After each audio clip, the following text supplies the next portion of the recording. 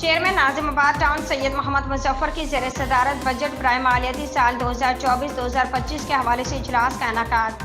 اس موقع پر vice chairman Nazimabad town Muhammad Noman Siddiqui, municipal commissioner Iqtidar Ali Jafri, director advertisement Asif Baig, director sanitation Zaheer Ahmed, director parks Asif Hussain, director information Faheem Mustafa, senior account officer Nasir Khan, deputy director taxes Ahsan و دیگر بلدیاتی افسران بھی موجود تھے۔ اجلاس میں بجٹ کی تیاری کے حوالے سے محکموں کے افسران سے تجاویز طلب کی گئی۔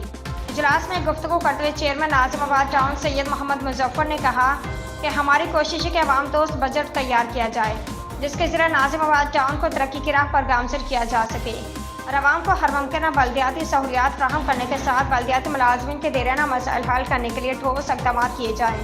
انہوں نے مزید کہا کہ ناظم-آباد ٹاؤن کی ٹیکس ریکوری میں زیادہ سے زیادہ اضافہ کیا جائے۔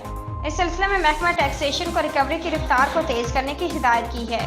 چیئرمین ناظم-آباد ٹاؤن سید محمد مظفر نے تمام محکموں کے افسران کو جلد از جلد اپنی حتمی تجاویز پیش کرنے کی ہدایت کی تاکہ بجٹ کی تیاری کا کام بر وقت مکمل کیا جا سکے۔